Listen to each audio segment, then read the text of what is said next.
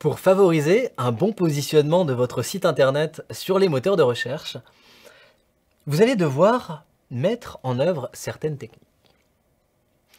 Le référencement payant, aussi appelé SEA pour Search Engine Advertising, consiste à rémunérer un moteur de recherche pour qu'il affiche votre site internet dans des espaces dédiés. Il repose sur un système d'enchères et sur la qualité du contenu mis en avant. Il en va de la crédibilité du moteur de recherche de proposer du contenu pertinent aux internautes.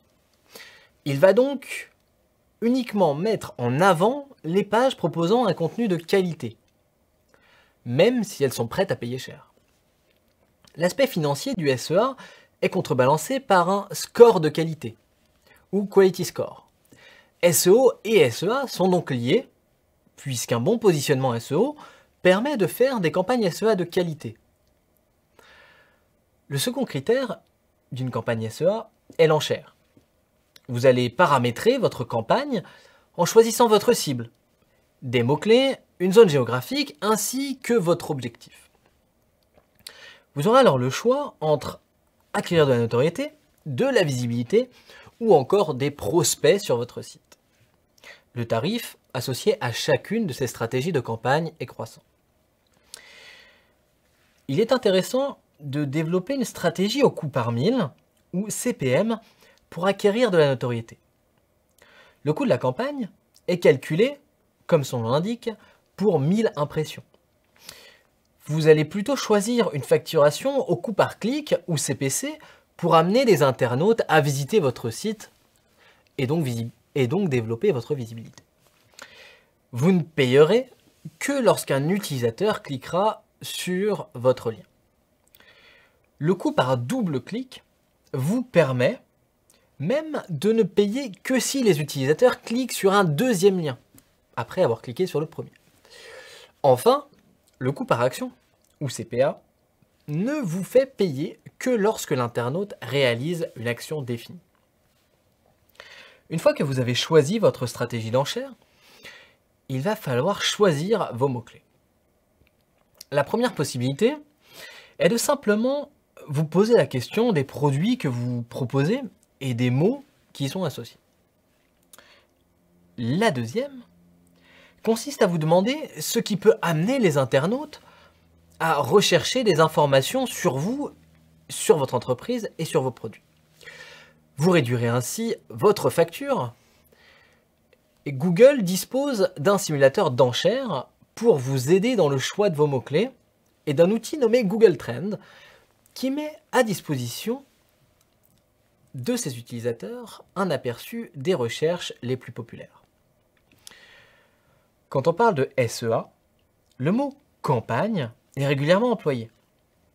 En effet, contrairement au référencement naturel, qui va porter ses fruits sur le long terme, le SEA va affecter votre trafic sur une période déterminée. Il y a un impact sur votre trafic, mais le SEA n'en assure pas la pérennité. Il est donc recommandé pendant une opération spécifique ou au lancement d'un site internet. La deuxième façon d'améliorer son référencement est donc de se pencher sur son référencement naturel. Il permet de positionner votre site sur des requêtes cibles. Plus une requête est effectuée, plus son potentiel commercial est grand. Et donc, plus il est intéressant pour votre entreprise d'y être bien positionné.